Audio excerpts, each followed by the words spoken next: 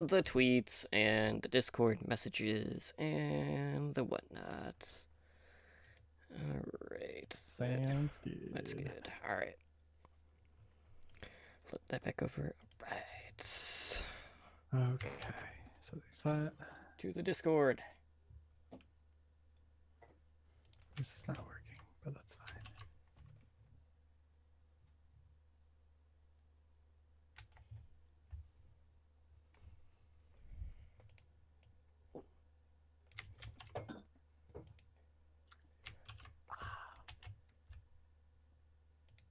Post in all the places. See, it'll be a lot easier now because I was already posting in here like 2 hours ago. There you go. That's a trick of doing 2 podcasts in one night. Just so you know. Gotcha.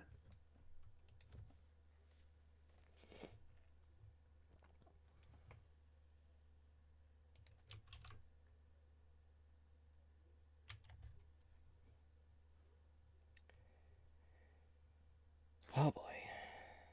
Okay. Oh Gotta boy. grab the Twitter. Oh boy. Lay Twitter. On the Twitters.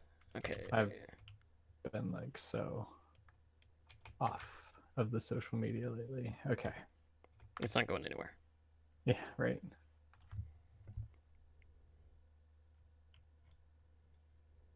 The tweets. OWLN show. There you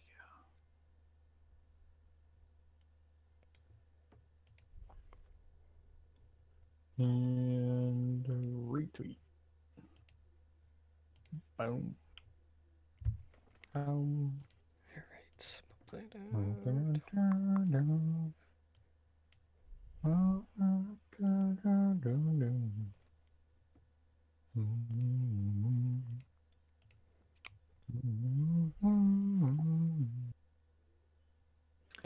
Okay. Alright, I'm good. Got the show notes. I need my notes up. Your notes. Oh. Yeah, like I just I bat got the show away notes. my shielding. I was gonna say, like, as I swat away my shield. Yeah. No, I got my show notes and my notes, my notes on the games and stuff. Gotcha. Because there was one game I took electronic. Okay. Cool. Oof. Okay. Crack. Sizzle pop. Something like that. I also have like my 8 waters. Not even kidding. It's way too hot in here. All right. Yeah. I am good to go if you are. I think I'm ready to go. Okay. So let's do a show so I can go edit 2 shows. Yeah. Yeah. Woo, double show. All right, starting the sounder now.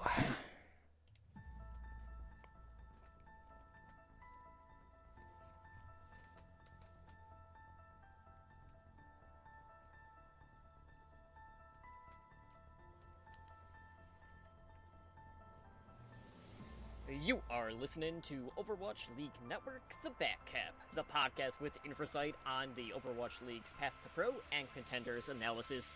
Here are your hosts, Emily Drunk and Ren.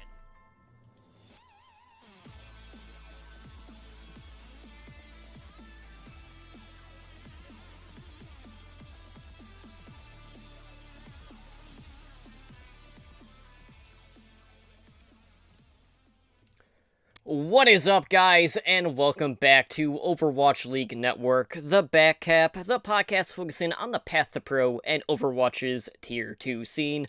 I am your host, Humbly Drunk, and tonight is episode 15. We're a day late, but, you know, we got a lot of stuff to cover. We have quite a few playoff games to kind of break down, with 2 regions that we typically don't really cover on the show since we normally focus on North America and Europe, but, you know, we had the semis and the grand finals going down for contenders South America, as well as contender-specific quarterfinals, which we will talk about, as well as, you know, the other Path to Pro news out there. But before we get into the news and introduce you to my co-host, I just want to take a moment to thank everyone who is hanging out with us here tonight for the live show over in Twitch, as well as our repeat listeners.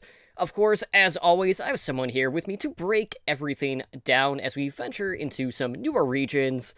that we don't really cover. So joining me yet again is my co-host Ren. Ren, we may be recording a day later due to me kind of falling ill with this drastic weather shift that's going down in Chicago. But it's been a very thrilling week in Contenders as more regions are inching closer to their finals. But how are you doing, man?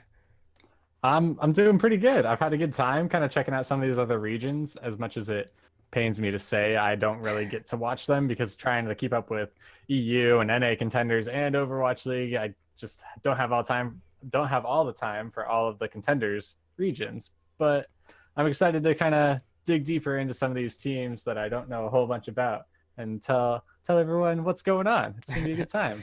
Are you trying to tell me that you have a hard time following 7 different regions on top of the Overwatch League?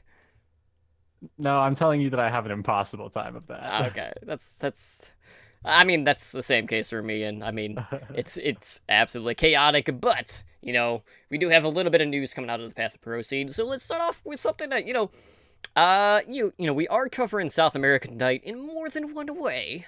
Because some of the betting websites out there are actually allowing users to place bets on Overwatch Contenders matches that were pre-recorded over like a month-long period back in March. So these matches had taken place for the group stage of Contenders South America. And for those that don't know, the South America games were broadcasted 3 to 5 days after taking place. So Betway, which was like the betting website that was taking bets, commented on this by saying that they trust the integrity of those individuals, that referring to the players and the team managers and coaches.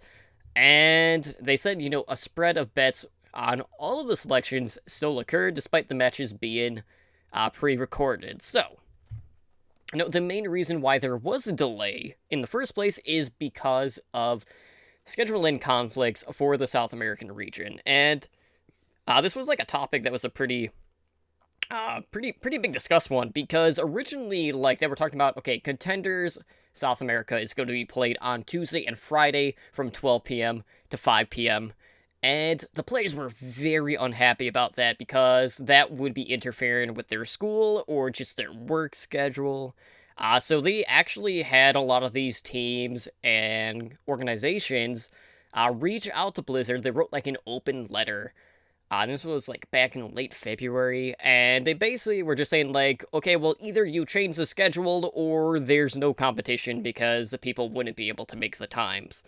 And Blizzard did adjust them, and then, something like this happened. But it's just like, you don't really hear about this stuff happening all that often. Betting on esports really isn't anything new, but for people to be able to bet on something that was already taking place, a couple weeks ago is a pretty big deal, though. But I'm happy to see that they did accommodate for the players, because without the players, you would have no competition. So that's really the bigger picture out of this whole story. Yeah, and I think the fact that, all of the players and the coaches and managers and stuff like that should have been on the same page. They know that these games won't be, like, after they made their petition, they know these games won't be broadcasted until a few days later.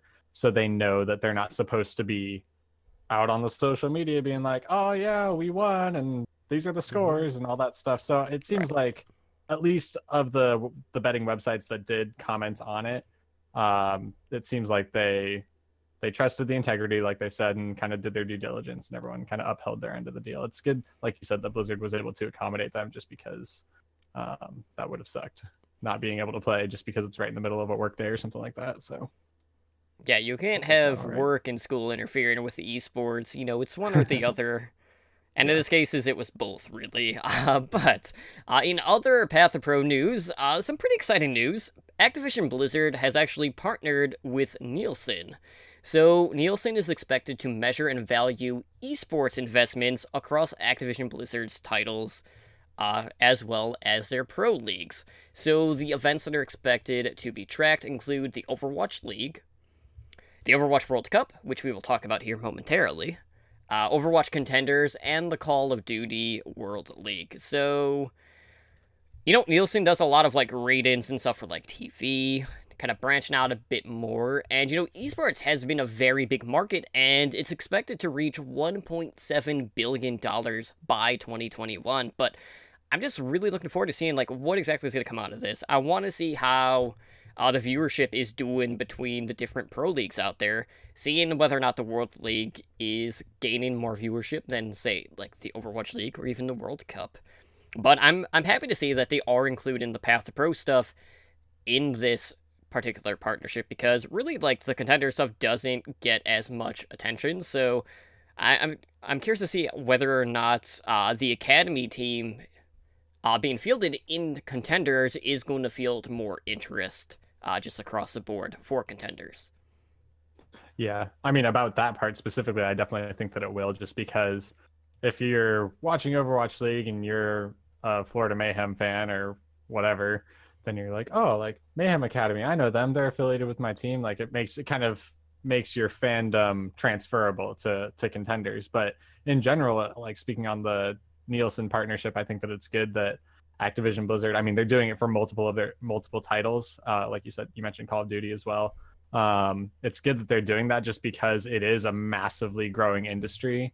So the fact that they're kind of trying to make these projections and put the time and research in now to see how they're going to be growing over the next several years is it's good to see that level of proactivity, I guess, coming out.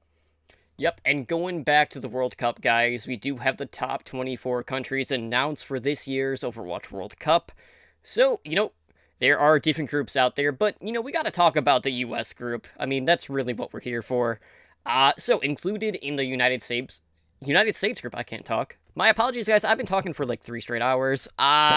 So, with US, we have Canada, Austria, Brazil, which we'll cover in South America, Norway, and Switzerland. So, Canada was in it last year. Brazil was in it last year with, spoiler, a team that we're going to be talking about in a few minutes. I believe Norway was also in, but Switzerland, and I'm not sure about Austria. Austria might have been in, but Switzerland was definitely not one of the teams that competed last year.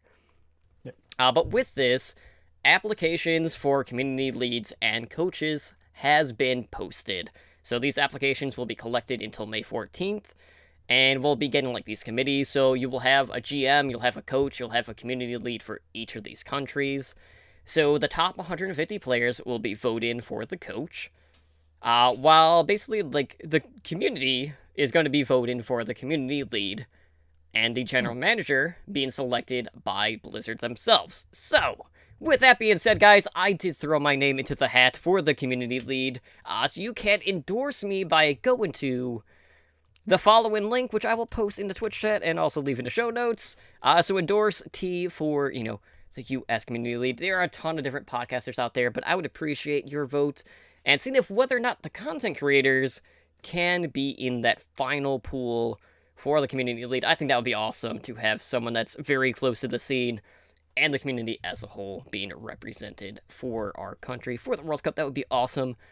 But with that being said, looking at our group, Canada is by far the biggest competition. Brazil, they're a pretty scrappy country, and, they might not quite have lived up to some of the expectations in the past, but that is definitely a country that we can't count out when we come to Overwatch. But looking at the United States, Ren, we cover Path to Pro, right? Do you expect to see some contenders' talents not only play for the United States, but just have some exposure in, as the train comes in, have some exposure in this year's World Cup? I mean, I definitely do. I don't even remember who. I was scrolling through Twitter earlier this morning, and I saw Kai. He was posting about the potential rosters and stuff like that coming out for US, and he was saying that we'll see contenders talent probably, and I definitely agree with that. Just because we've seen some crazy talent come out of NA this past season, so it wouldn't surprise me if we saw a couple of these younger players coming out for the US national team. I would be stoked to see that, just them getting their names out there even more. I mean, if they're qualifying for the national team, then that's like a, hey, Overwatch League, come hit me up, Yeah, definitely. And, if Kai, he did act as the U.S. coach last year, I would not be Right. surprised to see him back. But who knows? Maybe we'll even see Arrow. Maybe fill it in for the coach. Fusion University has been tearing up the competition Yeah. in Contenders US. So, possibility that we might see some coaches coming out of Contenders as well. But, there is a ton of talent that is under the age of 18 in the United States. That has been competed in Contenders. So I'm expecting maybe not like the biggest presence in the World Cup, but there is always potential that we could see some full teams being picked up by certain countries. I mean, we saw it last year from Brazil. They actually had picked up all the Brazil Gaming House at the time, which is also a team that we'll be talking about when we talk about Contender South America. Because they picked up all 6 of the members. Now, granted, 2 of them are no longer on that roster, but we could see a similar situation this year from Brazil. But I'm not too sure what to expect from Switzerland or Austria. Austria is one of the wild card teams. I'm not sure what quite to expect from them. But Canada. We saw XUC last year. Who knows if we'll see him again, just because of all the drama he kind of brought to the Overwatch League. But there is a ton of popularity with him, so I wouldn't be shocked if the door was open for him to compete in the World Cup. But speaking of Canada, we have to talk about Mangachu. I mean, Contenders and Mangachu. It was kind of a rough go this season for Mangachu. Do you expect him to be back on Team Canada for the World Cup based off of the recent performances we've seen from him? My gut tells me no. Not that he's not talented, because he's in Contenders for a reason. He has a spot on a decent team for a reason, but he, at least throughout the season, in my opinion, was wildly inconsistent. And I think I mean, it's the national team. The rosters are small. Like, there's only one team. It's not like Contenders where there's 8 teams going out per region or whatever. But that said, the spots are a lot more limited, and I think that there are other DPS players that will be able to give him a run for his money for that spot on the team. Absolutely. Well, let's go ahead and deep dive into 2 of the regions that we haven't really had a chance to cover. So let's start with Contenders South America.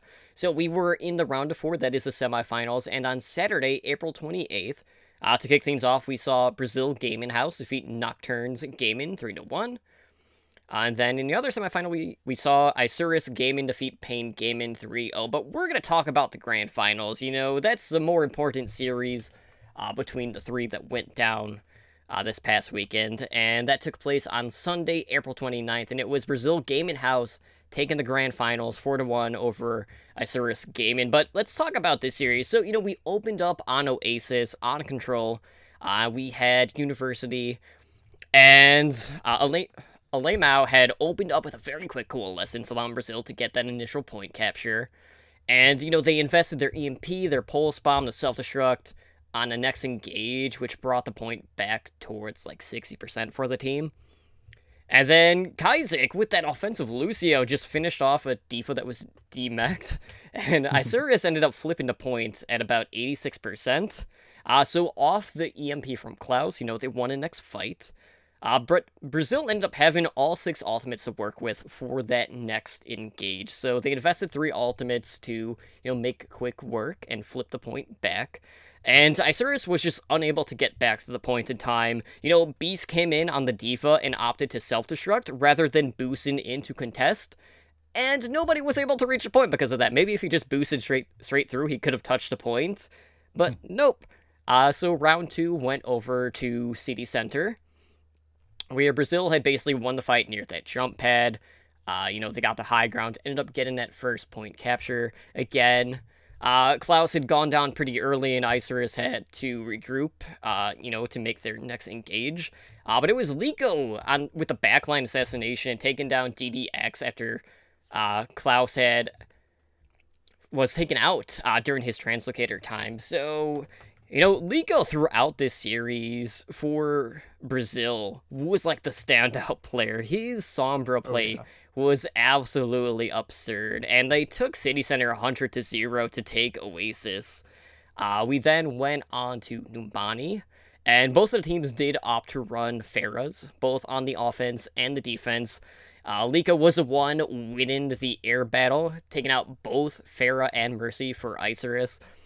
And he was able to take down Leviathan again before barraging down Isurus support duo. So really quick work being made by them. And Alema was caught off guard by one of Beast's self-destructs. So Isurus was able to take point A, but it took them a little bit of time. We saw Leviathan on the Pharah start to come alive at that point. He took Brazil's support line down, and they made pretty quick work of that second checkpoint.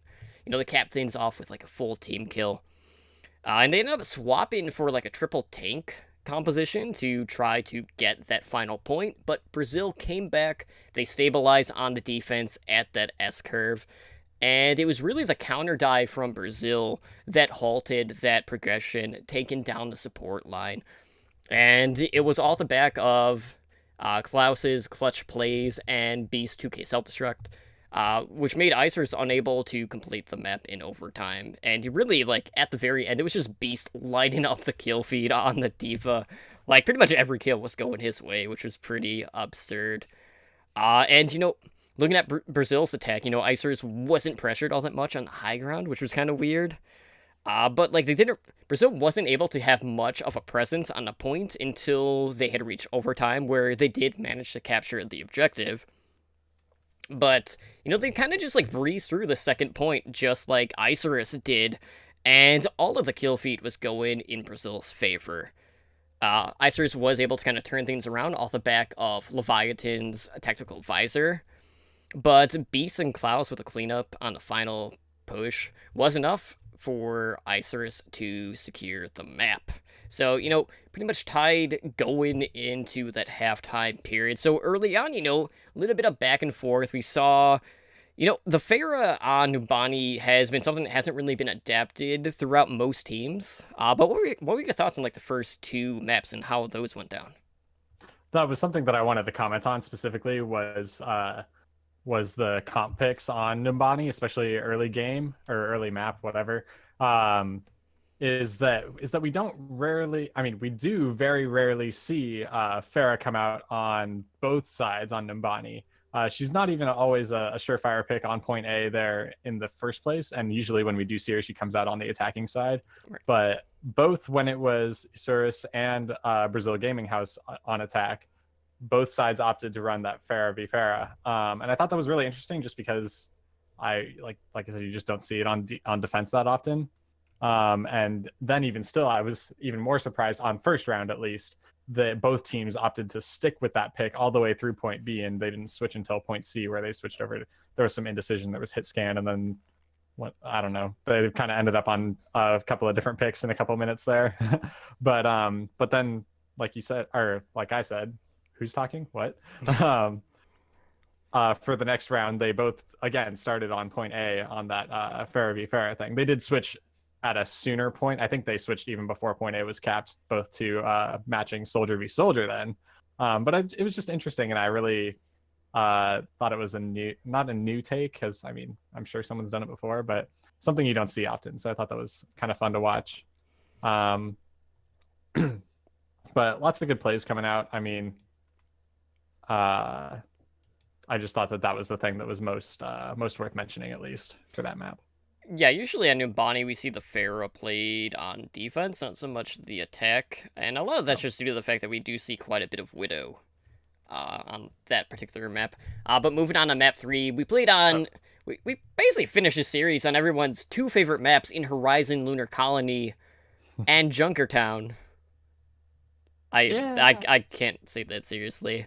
So on Horizon, Isurus were up first. They opted to run that quad tank strategy, and Brazil were coming out with the dive defense. So, Isurus was able to rotate around the point, got a quick tick on point A, and the cleanup was there. So Isurus captured point A. They had 7 minutes left on a clock to work with to get point B. But Brazil just answers back, ripping apart the Isurus backline during Lico's Dragon Blade to prevent the snowball from happening. Isurus was able to gain a tick on the next engagement, but the reinforcements from the respawns and Lico's Dragon Blade again was able to enough to fend off the attack. But really, like, Lico through like every single time there was a play happening, he was normally at the forefront of it. You know, he had a nano boost when he didn't have the blade, got a lot of cleanup from that, earned the Dragon Blade after, you know, securing a few kills with the nano boost. And, you know, Klaus was kind of like getting into the backline a little bit. He took down Alamau, allowing Isurus to capture point B. But, like, all in all, like, 237 on the attack, not a terrible amount of time in a time bank. And then for Brazil, they had basically forced Isurus off the high ground with their dive. Lico ended up getting caught in a trap, taken out of the fight, and then all of a sudden you see Alabao come out with a triple kill with Zenyatta, and, you know, there was a Riptire attempt on point B, and Dudu ended up recalling when it exploded, so that Riptire got absolutely nothing, which was absolutely sick. Honorado, you know, came in big with the self-destruct, and Brazil was able to capture point B with 1 minute left in the time bank. So, you know, we go to second attacks. Brazil was up first. They opened up with a quick 2k on high ground before they dropped down to, you know, gain some presence on the points.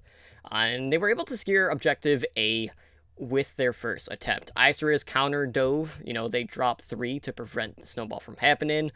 Lico kind of struck back, picking up a triple kill with his Dragon Blade, but Klaus ended up clutching things out, picking up a 4k to stop Brazil game in. So with Isurus on their attack, they opted to run the quad tank again, really no surprise there. But Brazil opted to run triple tank with a Junkrat on the defense, so a little bit of adaptability coming out from them. Lico was on the Junkrat looking to dislocate Isurus out with a Conch Mine. And Brazil capitalized on that. You know, they were able to position and get the most usage out of their coalescence due to that and just weather the storm. So, you know, Klaus ended up getting staggered pretty bad. He kind of overstayed his welcome on the high ground, got taken out. And then, you know, Neil came through with a very big Earth Shatter that allowed Brazil to remain in the fight. And Dez ended up getting his sound barrier in time, and Brazil fended off Isurus to pick up the win there. So, we moved on to Junkertown, you know, everyone's favorite map. We saw the double sniper Bastion comp coming out from Brazil, and, you know, Isurus did a pretty good job at kind of displacing that Bastion early on, much due to the fact of Leviathan being on the Junkrat. But Klaus's Widow started to come alive with a 3k, which started to slow Brazil down after they got the first point. But Lico and Dudu just continued to shred the Isurus backline. And again, Lico came through with a Dragon Blade, took down another 3, and that momentum really pushed them to the end of the map with about 123 left in the time bank. And then, you know, with Brazil on the defense, we saw them play pretty far back. You know, normally we see teams kind of like playing on the bridges, but no, they were like by the, like the junk car stack, closer towards the back of the point. So, you know, it really forced Isurus to come to them, basically, at that point. But, you know, Isurus, you know, lost a few players, and, you know, they had to reset. Dudu got behind DDX, took his Bastion out, and Lico's Dragon Blade again pushed Isurus back to their spawn. You know, he was playing hyper-aggressive at that point. But then DDX kind of, like, answered us back. He shut down Lico mid-Dragon Blade. But Lico, man, like, he had Dragon Blade on almost every fight, it seemed like. Like, he was just building Dragon Blade like it was nothing. He was not pulling an AKM. There were no 344 blades happening out of Lico. He might have been earning, like, 3 blades in a... and, like... I don't know, probably... I'm trying to think how this math would work out. I would say he probably earned 2 in the time it took AKM to get 1. Based off of the math. But, you know, Beast was coming out over the top. He had a self-destruct that took down 2. But Isurus did get the second objective with, like, 3 minutes left on the clock. But Brazil really started to come alive at that point. And Isurus had to retreat after their support line was taken out. But... Really, like, the map ended off of a C9. During the overtime push, Isurus got off the point and gave Brazil Gaming House a grand finals win 4-1. And that is not how you want to end the tournament. So you had to be feeling pretty bad for Isurus right now, knowing that they lost in such an embarrassing fashion with the Cloud9. Yeah, that's always rough. It's rougher in the grand finals, but it's always rough, you know.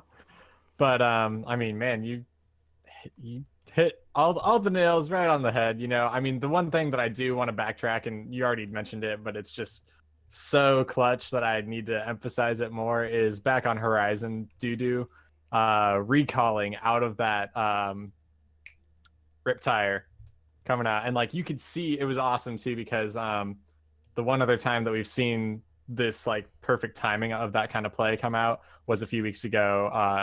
I think in an Optic Academy game, Sharp did the same thing on Horizon Point B. But this time we saw it from Dudu's point of view, and it was just so cool. You could see the Riptire exploding, and he was just like, bye-bye. Poof, gone. It was a work of art. So definitely check that one out if you guys did not get a chance to see the grand finals. It was definitely worth watching. Absolutely, and there's a very good chance that this team is going to represent Brazil in this year's World Cup. This was a team that represented them last year, so they'll be looking to continue their success in the near future. But moving on, we got to talk about what's going down in the Pacific region. So they just had the round of 8, that is the quarterfinals. So on Thursday, that's April 26th, we saw Detonator Korea defeat Logitech GA Bane. That was 3-0. We saw Mega Esports defeat Maki Esports 3-1, and then on Saturday, April 28th, we saw Blank Esports take down Talon Esports 3-0, and then Hong Kong Attitude defeated Xavier Esports 3-0. Alright, so, Detonator Korea versus Logitech GA Bane, yeah, this was pretty one-sided. So we opened up on Ilios, on Dwell. Both of the teams were coming out with that Tracer Sombra dive. And Bane just didn't overcommit early. They gained initial control following the DMAC on Kron, and Blue was just going unanswered on the Tracer. But Detonator ended up getting the EMP and a self-destruct. They flipped the point at 99%. And Modern just came through with a Primal Rage, took down both of the supports in one engage. Really just punted a Bane off of the point, and Detonator brought it back all the way from 0 to 100 to take the round. So very exciting stuff for that. We don't really see a lot of 0 to 100s. And, them pulling back when the other team had 99% at that point. But then we went to Ruins for round 2. So, we had the Widow duel going on. We had him for Detonator running the Widow, as well as Blue on a Bane. And Blitz was just winning the ground game for Detonator. A Bane, tried a counter dive, but they just lost too many members before they could engage. And it seemed like they were only half committed on the dives, and Detonator were just cleaning them up, no problem. They took Ilios 2-0. And then we moved on to Hollywood. So, a Bane, they were up first on the attack. They had to quickly reset. And then that caught Detonator off guard, and they were able to capture point A with a ton of time left on the clock. It was almost 4 minutes and 40 seconds. And Detonator just didn't expect it at the time, because they just didn't really play the objective, which was kind of weird. But the counter dive for Detonator was really the thing that was winning them this series. They held strong, getting the early pick on Oyo Zenyatta. And Bane failed to capitalize on a second point despite having ult advantages at times, which, you just can't have that happening. They ended up diving, well beyond the payload, and Shin just held onto his sound barrier, and, they put themselves into a situation where on the next engage, they were at an ult disadvantage, and, Bane just weren't really able to make a ton of progress. And then Detonator, on their offense, they opened up.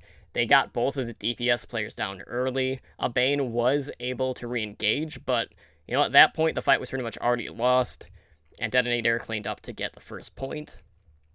And then Blue came through, getting a ton of response kills on the Widow for a Bane to hang on a little bit, but the dive coordination out of Detonator won out in the end. So, we go into halftime, Detonator up 2-0, and it was a rough series all around for Logitech, and a lot of it just comes down to the aggression and the dive coordination of Detonator Korea.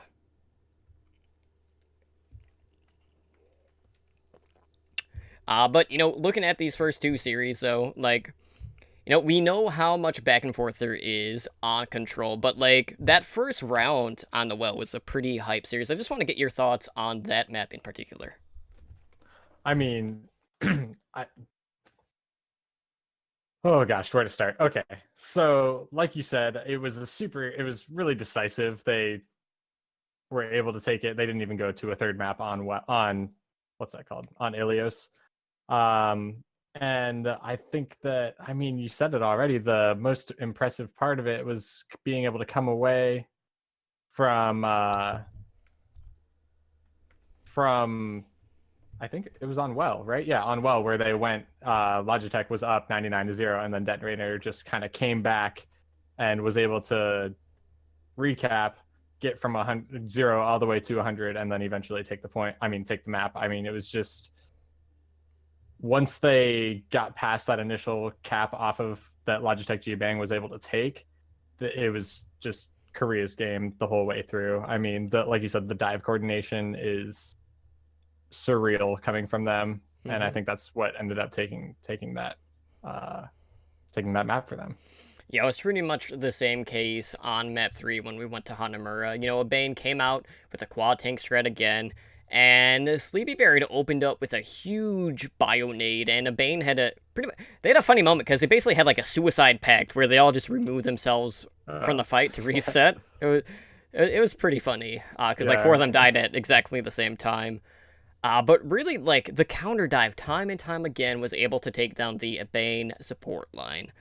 And Bane's offense was just split so much, and they just weren't able to set up their dives in return. So, Detonator on their attack, they basically force a Bane to try to full hold them. And a Bane came out running Torbjorn and Mei. They had triple DPS. They opted to run a solo support. Really looking to get that first point hold. That did not happen. So, Crazy was on the Mei, and, he ended up getting hacked, and he wasn't able to ice block, and the Detonator tanks just followed through with a Primal Rage and a Self-Destruct to clean up the point to take a clean 3-0. So, really a very one-sided affair in the first quarterfinals. Which brought us into Mega Esports going up against Maki Esports. And this series opened up on Nepal on Sanctum. And map 1 of this series was pretty nice overall. We opened up on Sanctum where Maki was able to interrupt Rocket's Resurrect on Loco, allowing them to basically save all of their ultimates at that point. And they ended up putting a lot of pressure on Oputo's Widow, and were just able to break their formation. We moved on to Shrine for round 2, and NZNR came in pretty big with some Rip Tires. I needed a sequence where, we followed up with Concussion Mind kills on Kiyomi's Moira. Mega did a very good job at not overcommitting out their ultimates during the team fights. And then on Village, a very back and forth round. The whole map on Nepal was pretty close across the board. Shui was able to basically hold onto his blades because he was getting a lot of cleanup via the Swift Strikes. And, a lot of Mega ended up getting split, allowing Maki's tank to really push him off the point to take map 1. So we went on to Hollywood for map 2. Maki was up on attack first, and, that first fight was really close. It was an even fight early. Really, neither side was losing any players. Maki initiated with Kiyomi's Coalescence, but Oputo ended up countering with his EMP, and Mega just cleaned up the point. Saiyajin God wasn't really being pressured by Maki in this particular map. And Loco looked to dive on top of Kant's Tracer to stagger Maki before that final engage, and Maki had to basically just dive the point with only a few members in like a last-ditch effort, and, obviously that wasn't enough. They ended up getting full held by Mega on their attack, and then for Mega, on their attack coming out, Maki opted to run that anti-dive, opt in for that, pulled pork combo with the Junkrat and the McCree, and a hook straight onto Saiyajin God broke up the first engage for Mega. Kant's hooks throughout this one were just coming through for Maki, and off of an NZNR pulse bomb to Kant frontline, Mega just forced Maki into the cafe and captured the tick to take the map. So, pretty back and forth in this series overall, but I love seeing good Roadhog play because we don't really get to see Roadhog use all that much outside of that pulled pork combo, and those hooks were landing pretty well for Maki in this case. Yeah. Yeah, no, I always appreciate good Roadhog play as well. I mean, who wouldn't? And it was super impressive coming out of them, but I mean, this whole match was super close, and I think that, throughout the series, and we'll touch on it as we finish out talking about the series too, Mega's defense just was incredibly strong, especially in comparison to their offense was effective, but their defense, I think, is really their strong suit on a lot of different maps. And that's really what kind of gave them the advantage on Hollywood, especially, is when you're the first team to go and you are the first team to go on defense and you full hold the attacking team, like that just gives you such a massive advantage when it's your turn to attack, because then you're playing knowing that you only need to get that first tick, and that just changes your complete mindset, changes your complete course of action, and allows you to kind of play for that one tick rather than playing for the whole point. Yeah, absolutely, and it does open up a lot more possibilities for you to just bully the positioning and get onto the point and just force them to fight you. So yeah, definitely puts you in the advantage. All right, well, moving on to map 3, we went on to Hanamura. Maki were up first on the attack, and they really weren't able to put a lot of pressure on Oputo on the 76. He was pretty far on the back line. Shui ended up getting taken out mid-Dragon Blade by an orb to the dome from Yut. And Mega's counter dive was really coming through huge. They're able to take out Kiyomi out of the fights pretty early on. Maki were able to get point A in overtime after an opening kill on Oputo. So finally, they got to Oputo, who was just really the biggest nuisance for them early on. So Maki basically tried to stay in a very prolonged fight on point B, which wasted a ton of time on the clock, and the respawn advantage eventually took over, and it was just too much to overcome. And Oputo came in with a late Dragon Blade. He'd swapped off of the 76 onto the Genji, and he carved up Maki with the 3K to ensure that they weren't able to get a final engage with the amount of time that they had left on the attack. And then looking at Mega's attack, we had D-Crown, doing that roof skate in, looking to do the drop down dive, which is always interesting to watch because he kind of just glides along the surface. But he didn't get a pick off of it. Oputo's Widowmaker had opened things up for Mega. Rocket had ended up booping Judo's Diva off of the point to secure point A.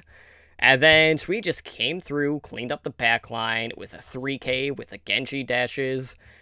And Mega, in this case, that's when they started to show a little bit of indecisiveness on when to engage. They had engaged with a disadvantage when NZNR had died, and ended up committing both support ults, but got nothing for it. And the clock was starting to work against them pretty late in the series after they failed to get a tick with 130 left on the clock. But then Mega comes in, they execute one of the cleanest dives we've seen out of them to clear off the point with a 5K to take map 3, bringing us to Dorado. So, Maki on the attack. I know Dorado is one of those maps that pretty infamous and contenders for C9s, but Oputo opted to run the Widow on the low ground primarily. He wasn't perched up top like we normally see Widows. him being on Mega, and that first push for Maki brought the payload pretty close to that memorial statue. And Maki were able to draw Mega back to, reach a first checkpoint. Without having to really invest too much into the fights. They were able to hold on to a lot of their ultimates. But Maki were playing very conservatively with that ult economy, but they weren't able to reach that second checkpoint. So maybe a little bit too close, playing their cards close to their chest in this case on the attack. I just felt like they weren't using the fullest extent that they could have been to ensure that they won the fights, and it really showed in that. And then, Mega came out in the attack, and, looking at the defense, we saw something that we don't normally get to see, and it was D-Crown bringing out the Symmetra. This was the second time that they've done this in Contenders. It didn't work the first time. Did not work the second time, so they basically ran like Symmetra, and D-Crown's normally one of their tank players, so they had a solo tank for Maki. Maki opted to run Roadhog as a solo tank, which was another kind of weird thing. No. And Mega just comes out, they took down the turrets early on, they quickly dove to capture the first checkpoints. Kiyomi just failed to pop his Transcendence during Aputo's Dragon Blade, so he just cut right through him. And then Aputo's Widowmaker just basically goes uncontested, and just allowed Mega to push the payload to the end of the map, so that ended the series. So, it was just weird. We had so much indecisiveness on Maki's point, so it's just I don't know what was going on. It just felt like they weren't invested enough in these team fights throughout the series. Yeah, no, I definitely agree. And I mean, indecision, I don't even know if that's what we can call this whole Symmetra pick nonsense. Like you said, it didn't work for them last time, and the casters were talking about this too. I want to know who they scrimmed and what situation that did work out for them in, because it has to have worked for them to be pulling this out. This is the quarterfinals determining who's going to the semis and the grand finals in Contenders Overwatch. You're not messing around at this point, and you still have a chance to turn the series around and all that stuff. But I mean, it just didn't work out. They got completely rolled, and I don't know if that was just a last ditch, let's try this and see what happens, or what the deal was. I mean, and then like you said, you had Aputo just tearing things apart on that Widowmaker. That did not make life any easier for them. So I don't know. Maybe that could work against. I don't know. I don't know who that would work against. I guess we'll see someday after the Symmetra rework. Yeah, when maybe Symmetra will actually see some play in the Overwatch League. Anyways, moving into the other half of the Pacific quarterfinals, we saw Blink Esports versus Talon Esports, and, just as a refresher, Blink Esports was the representative of, I'm pretty sure they had represented one of the countries in the World Cup last year, but we opened up on Ilios again on Well. And Blank just opens up with some opening picks on the Talon support line. And with 2 fight wins, Blank had already pushed the point over 50%. Talon didn't really have enough follow-up after Persia had EMP'd, which seemed to be a common theme throughout this series. Blink had used both of their support ults, and Talon were able to flip the point despite that. So, Talon didn't really give up.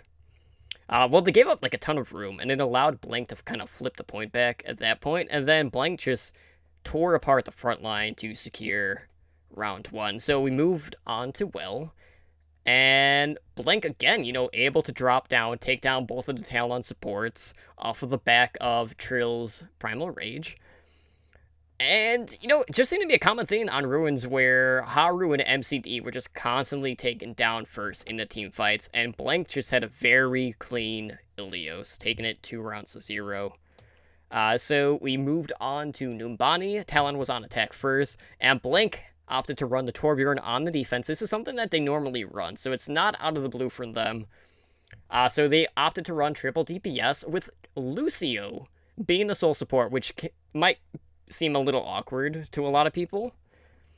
So after a failed first attempt, Haru and MCD had both swapped heroes, which, you know, essentially reset the ult economy for Talon's support line, which just furthered the snowball for Blank Esports. Blank had to let Point A go. They kind of misfired on one of their plays, and Talon was able to take down the turret pretty early on, and then the front line.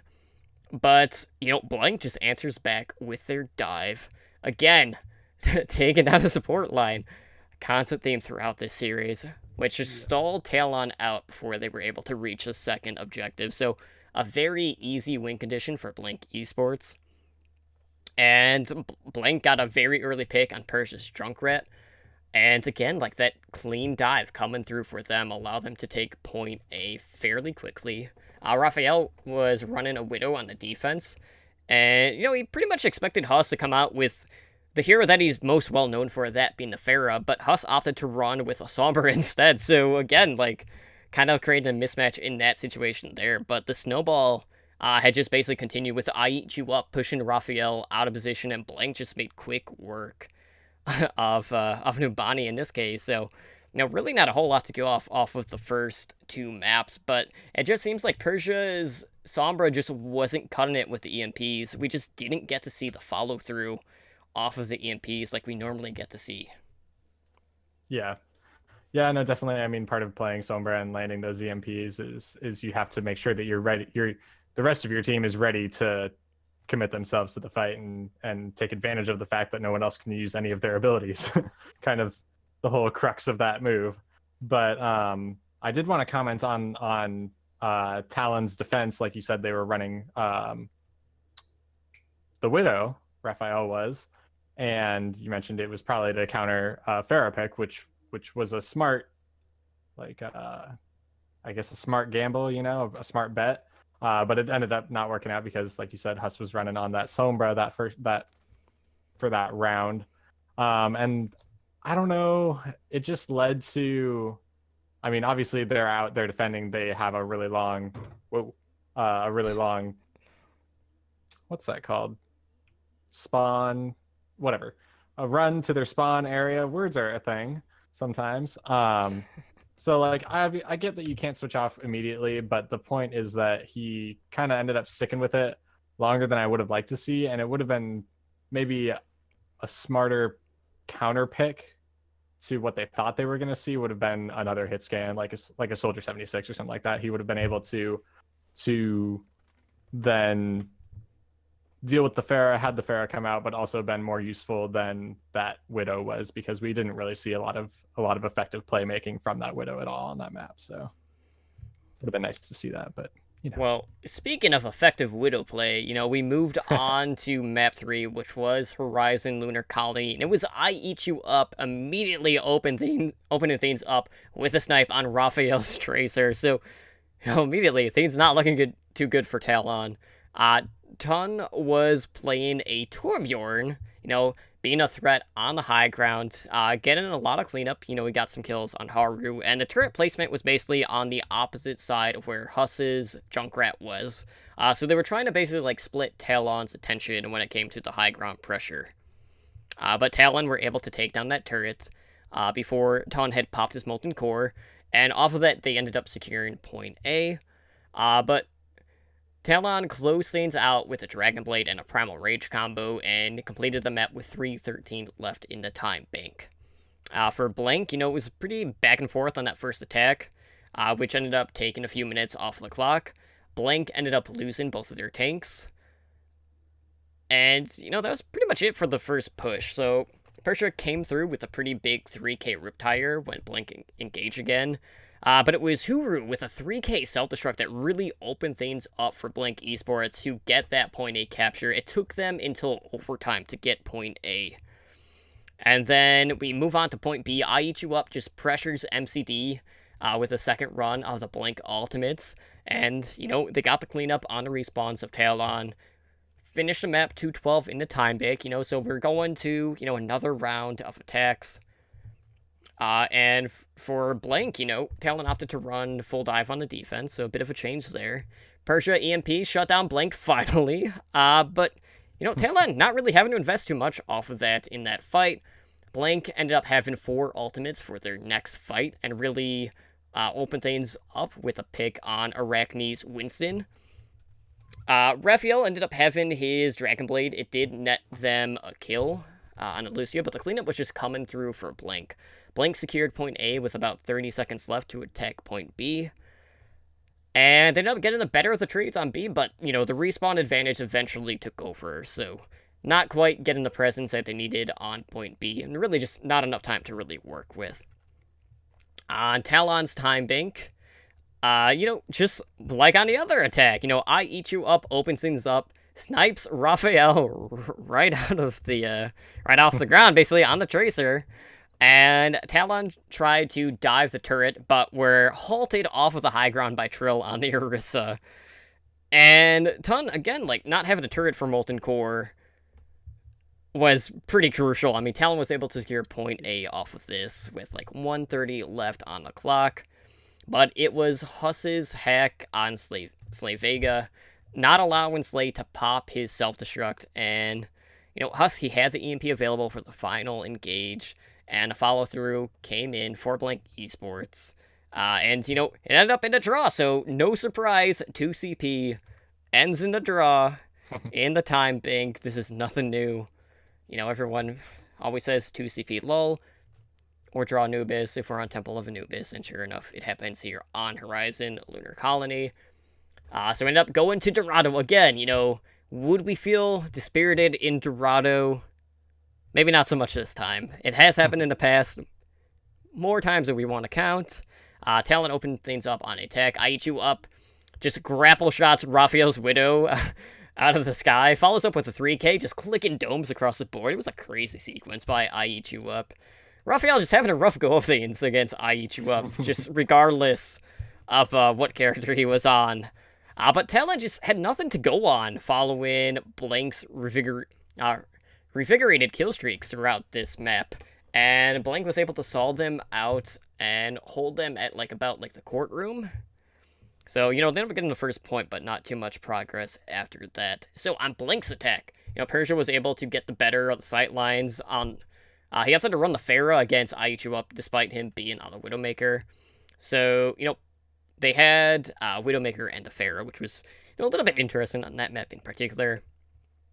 Blank was able to take down the Talon front line to capture point A, with really neither side having to invest too much in the fights here, and Blank was able to push Talon back following their dive, but Talon had basically just enough time to re-engage. MCD had engaged with his Transcendence, but Blank were able to clean up with I Eat You Up not feeling the effects of an EMP, and off of that EMP, Blank was able to take the series. So, again, not.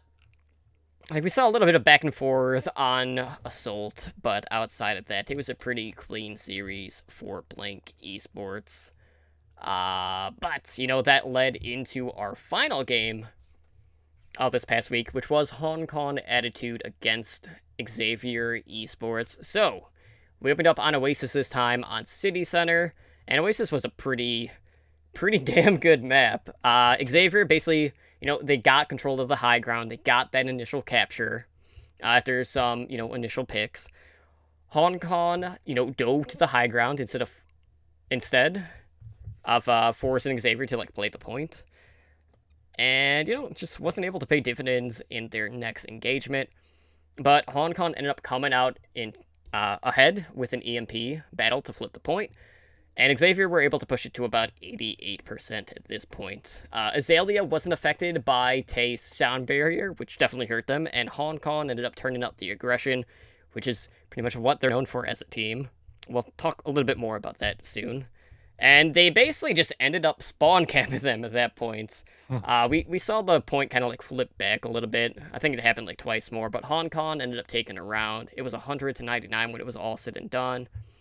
And that brought us to University. So, we saw the heavy shield tank strat coming out.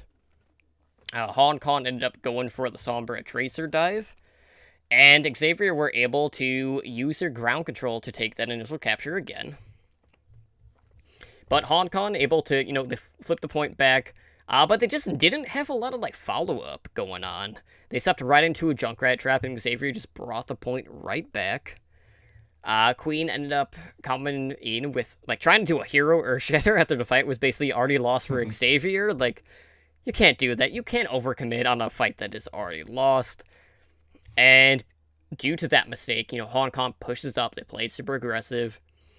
And we saw the counter dive coming out from Hong Kong. And, Xavier tried to, like, play around them. But Hong Kong just, they got some early kills again in the next engage.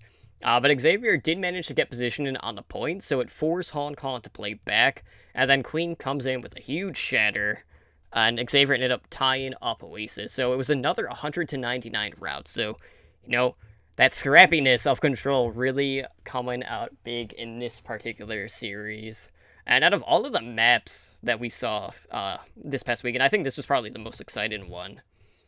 So round 3, we went to Gardens. Xavier, again, like, pretty much story of this series, they get that initial capture for the 3rd straight round. But they were only able to hold on to the point for, like, the first 25% before the flip. Xavier were able to take the tanks out of the picture, but weren't able to really see much follow-through with kills after using their ultimates. McCulty's cleanup on the point was enough to stall the fight long enough for Hong Kong to come out on top of that, and Xavier just wasn't able to wrap around following Azalea's EMP, so Hong Kong ended up taking Oasis 2-1. So again, like, that was a very close series, and that one really could have gone either way, but, like, if you're getting those first ticks, or the first captures, like, you would expect to come out on top of Control, but that did not happen for Xavier. So what do you think was going on here that managed Hong Kong to just fight back and, recapture the point throughout each round despite Xavier's early advantages?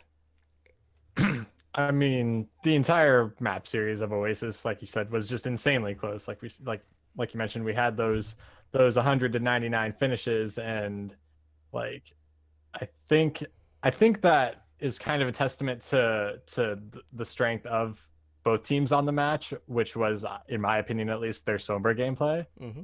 I mean, both of them had some really great moments with their EMPs and with the amount of setup and follow through that each team was able to bring to those Sombra moments or whatever. I just think that there were a couple of situations where Hong Kong's was slightly better. They had fewer mistakes and fewer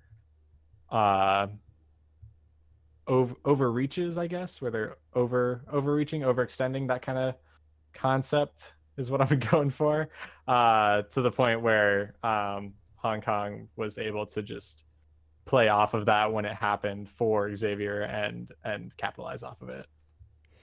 Yeah, I know we are running about an hour, so I'm gonna quickly go over the other maps. So on map 2, we moved on to Hollywood. Basically, like, the story of Xavier's attack.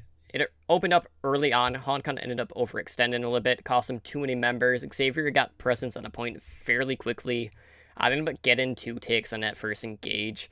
And then off the respawn, Movie came in with the EMP. Hong Kong was able to fend off the attack. And then we saw some, like, 2K kills coming back and forth. THK had the pulse bomb drop 2. Xiaolin answered back, though, with a 2K self-destruct. And just followed through with even more picks. So the D.Va play, like, as a whole, I think was pretty impressive. Xavier weren't able to really commit their ultimates with Hong Kong's dive, just taking out Dreamer and Azalea. And Hong Kong just bullied them to stall them out by the saloon. Hong Kong on the attack, they saw a little bit of adaptability coming out from Xavier, who basically gave Hong Kong a taste of their own medicine, because Xavier was the team that was playing pretty hyper-aggressively. Atin had a Primal Rage punching Xavier, like, far away out of the cafe, allowing Hong Kong to get that first point, but really no kills were coming through for Xavier with their EMPs. Again, like, the Sombra play has been so hit or miss, and when it's on, it's great. When it's off, it is not so good. But Hong Kong were able to back out after being affected by an EMP, and Xavier just didn't have the follow-through off of that. Hong Kong was able to re-engage, they won the fight, they continued to push the payload, and, Xavier again, like, the same story, the same thing happened on the next engage. They had an EMP, and they didn't have the follow-through, so Hong Kong ended up taking that, bringing us to Horizon Lunar Colony again. And so Xavier, adapting that quad tank strat, came out, They were able to out-rotate Hong Kong. They put some pressure on the point earlier. Xavier were looking to close out the fight. Took point A with 7:07 left on the timing, which is a crazy amount. They had a ton of time to take point B. But Mui ended up swapping to a Bastion to take down, this quad tank strat out of Xavier. Xavier invests 3 ults off the point to deal with Hong Kong's forward defense. And Hong Kong, we don't really see like that forward defense coming out from a lot of teams. They are a team that relies heavily on their aggression. So, with Xavier investing so much in that, they really didn't have anything to work with because they still had another fight to deal with, but since Hong Kong was so far forward, like, they needed to use their ults on the point, not so far out, but they were basically forced to use them in that situation. And then in EMP in overtime, just allowed Xavier to get that final tick. But on Hong Kong's attack, they dove Xavier right off the high ground. The teams ended up trading out, but Hong Kong got the better of the exchange and got point A. Xavier's defense overextends, and Hong Kong just takes a very early tick, and Xayah gets hacked and just isn't able to translocate in order to use his EMP, and Hong Kong just keeps control of the fight. And they had 5 minutes left in the time bank compared to, the overtime attack of Xavier, and it was pretty much, that was more than enough time to get a first tick to win the series overall. So, Hong Kong, aggression is a double-edged sword, and we saw that on both ends of the field for them. Yeah, no, definitely. I mean, there are situations where they were able to really capitalize off the fact that they were playing with attitude. Heyo. Sorry, puns. Anyways, and then there were other times where it's just, I mean, being aggressive can work out really well for some teams, and it has worked out really well for them in the past, but there are just always going to be those opportunities where the other team catches what you're doing, catches on, and is able to punish your aggressive positioning for it, Absolutely. Well, that being said, guys, we did have the semifinals for this region happen this morning. That might be something that we might want to cover next Wednesday. You and I will discuss that. But let's go ahead and close things out. So if you would like to help out the show, guys, one of the best ways to do that is to leave us a review over on iTunes or your podcasting app of choice. That will offer us some criticism, preferably the constructive kind, on how we can improve and make for a better listening experience for you guys. In terms of OWLN, we do have another game night coming up that will be held on Saturday, May 19th. So join us at 7 p.m. Pacific time for another night of friendly community competitive games. And again, we will be streaming those games live over on our Twitch channel, and I will more than likely be the one doing that. But Ren, why don't you go ahead and let the audience know where they can get a hold of us on the social medias? Sure thing. If you guys want to email the show, you can do so at owlnshow@gmail.com. We are also streaming on Twitch right now at twitch.tv/owlnshow. We did recently hit Twitch affiliate, and that means that you can show your support for the show by subscribing to our Twitch channel and unlock our network emoticon. And just a big thank you again to everyone who has been watching the shows live. If you want to catch us live, we're on 3 nights a week. We have the Overwatch League Network, our flagship show, on Monday nights at 7 p.m. Pacific. We have the Batcap on Wednesday nights at 7 p.m. Pacific, and Heroes Never Die on Thursdays at 5 p.m. Pacific. Just again, a note we mentioned last week, starting on May 15th, the Batcap and Heroes Never Die will actually be switching nights. Heroes Never Die will be live on Wednesdays at 5 p.m. Pacific, and the Batcap will be moving to Thursday nights at 7 p.m. Pacific. So just keep that change in mind. We've also got a great Discord community going on over at discord.me/OWLN show.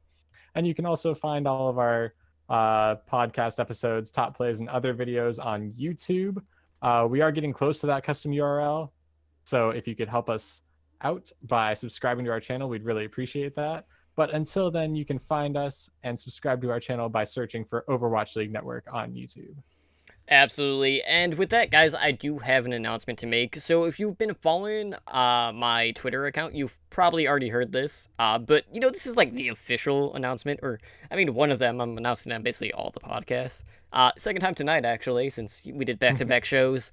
But in recent weeks, I've been working on kind of a side project, and you'll be seeing the first release of this project over the weekend. So basically what I've done is I've compiled a list of Overwatch, Overwatch League, and Path to Pro podcasts for a podcast directory. So on Sundays moving forward, I will be posting Overwatch Recall, which is going to list all of the latest episodes from your favorite Overwatch-related podcasts. I'm sure that many will be surprised by the sheer amount of Overwatch content that is out there.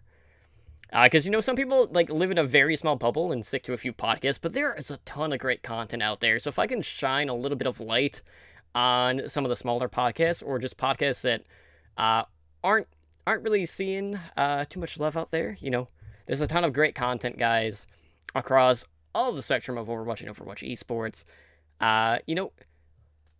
Give another show, a little bit of love. Check them out. See what is going on in their worlds. But in the future, there is potential that maybe we could see a show revolve around this, maybe a chance to get to know some of the other content creators out there and just get to know their work a little bit better. But I do have the base directory up that can be found on our website. That is at www.owlnshow.com/OWRecall. And I'll probably tweet out all those details tomorrow on Friday. But, this is something that I've been wanting to do for a while. This will be the most complete listing of Overwatch podcasts out there on the internet. So if you are a content creator out there and you have an Overwatch-related podcast, please reach out to me if you are not in the directory, and I will add you to it. We got, anything from, Overwatch League specific stuff to fantasy Overwatch League stuff. We have stuff that's Overwatch League team specific. We have Path to Pro shows for not only US and the EU, but also the OCE region. So there's a ton of stuff out there. So I'm hoping that some people branch out a bit more and check out some of these other shows. But with that being said, if you would like to get a hold of the host, you can find myself, Tumbly Drunk, over on Twitter at TumblyDrunkCTR.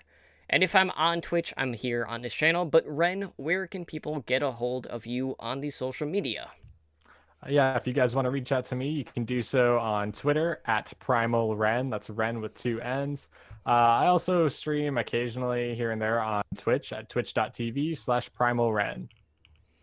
All right, well, with that, guys, I'm going to call it because I am definitely starting to lose my voice, as I have been talking since 7 o'clock my time, and it's almost 11. So, yeah. Again, guys, this has been OWLN, the back cap. And, yeah, episode 15, I am Tumbly Drunk, and that is Ren, and we will see you guys back here on Monday for our flagship show, Overwatch League Network. But until then, guys, look out for my tweet on Sunday. Check out some of these new episodes from other content creators out there, and we will see you next week. Guys, have a good night.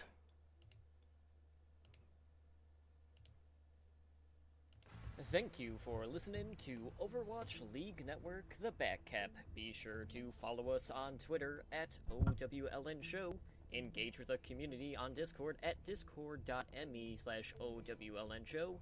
And join us every Monday, Wednesday, and Thursday night over on Twitch at twitch.tv/OWLN Show.